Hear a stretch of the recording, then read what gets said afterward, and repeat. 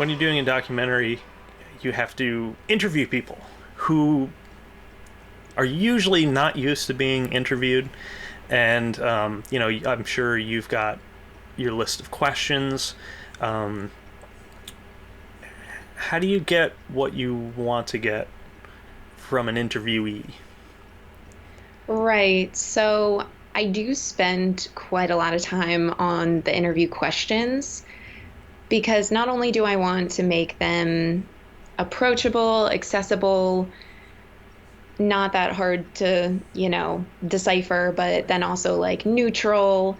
Um, and so reading them, they might seem really simple, but I guess that's kind of the point. You don't want your questions to intimidate somebody. They're reading them and they're like, ugh, I have to write a dissertation on this question, you know? This is a four-part question. Uh-oh. Right, right. So I always think like even if you have multiple parts to like the same subject, then you just like split them up. And if it takes longer, it takes longer. But also normally if people ask like two-part questions, sometimes people only focus on the easier part of the question or like one part of the question. And sometimes you just want more out of it. I also find it's very helpful to create a rapport with the person and be very comfortable with them so that they're humanized to you and you're humanized to them. You're not strangers. This isn't weird. This isn't a job interview. They're very comfortable and you should be able to like joke with them a bit. Obviously, depending on what you're interviewing about, it changes. Right. Right. Um, so far, I've, only done fairly happy ones. So, it really helps to be able to be comfortable with them. I found that with both subjects, they did talk about they became vulnerable, about how they were living and how they changed, especially Kate, who talks about like mental health. And that requires you to be pretty vulnerable. And so I did talk to her a lot about just anything, just to be comfortable and talk to her beforehand about our likes and dislikes and um, just so that when I came to that part of like, how did it feel to go through this? She wasn't like, oh, I don't want to talk about that with Right. you. That's reserved for like my therapist, like um I and I was very gentle about, how did it feel going through that? And whatever she answered. And I was willing to just kind of put it at that, but she did go the extra mile of being like, I felt regret for having spent so much time not taking action, And that's a very powerful statement, and that's a very vulnerable statement.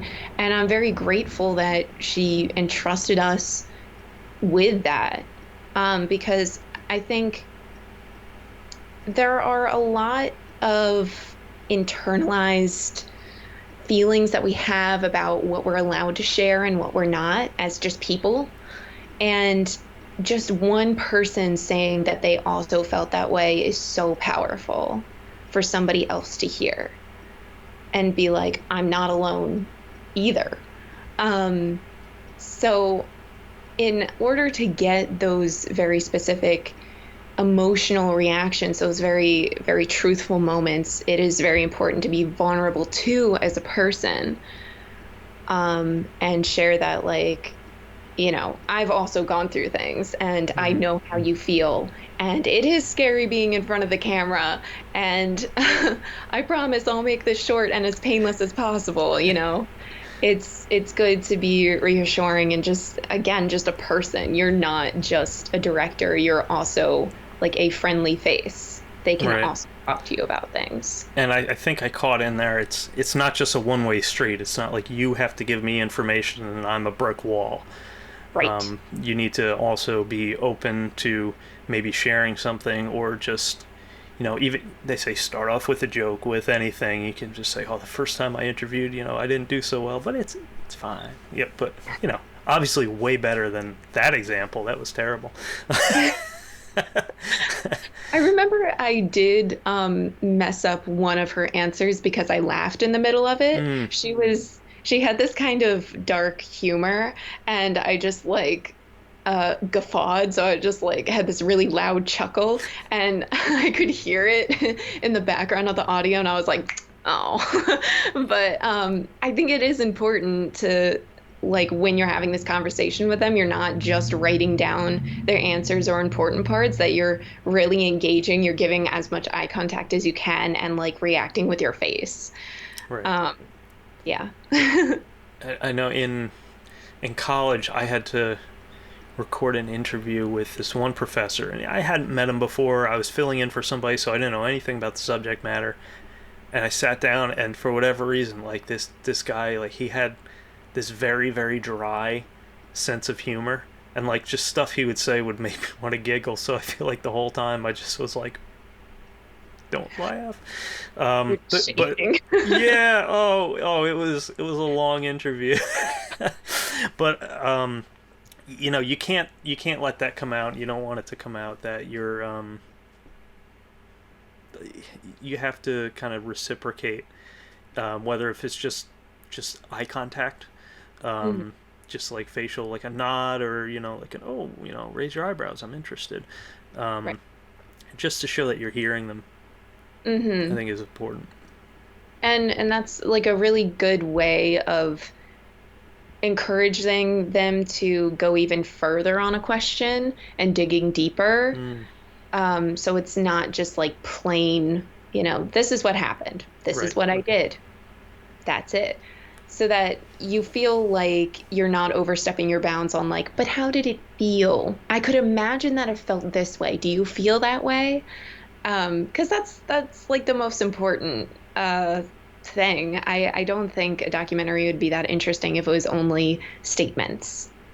It's it's it's told through the perception of like somebody else and their feelings and how they internalized it. So, True. And also, when you're asking a question, sometimes you're looking for a specific response, right. but you don't want to feel like you're having too much input, or you're leading them to something that um, isn't a natural Right. progression. How do You you don't handle want to that? like, yeah, you don't want to skew what they're saying. So, um, again, when I'm thinking of all the questions, I I think of keywords that would help corral my story into something that I'm like, yes, that's on theme, on point. Mm, This is what I'm trying to get at. And sometimes I use that to bring the story back on track. And also sometimes when they're answering a question and they're just like at the very tip of being vulnerable and saying something really awesome, and they like hold back for whatever reason, I use this trick where I say, so from what it sounds like you're saying I felt this way mm, because of all the things that I've gone through. Would you say that's true? How would you say it? And it helps them refocus just around that statement. okay. But then it's also original to what they feel like. I, at one point, I said something like, um, it sounds like, uh, it sounds like I felt bad when this happened. Would you feel comfortable saying that? And I remember Kate she was such a strong, like, willed person, and her personality was like so ironclad that she was just like, I'm not going to say exactly what you said because that's not me. And I Mm, totally respected that. So I had to go the other way of like, well, how did you feel about that? And so it's being respectful to somebody's like original person. Like they're always going to want to say true, and you have to respect that. You can't just make them the character that you want them to be. They are their person. And that's what makes the story the story. So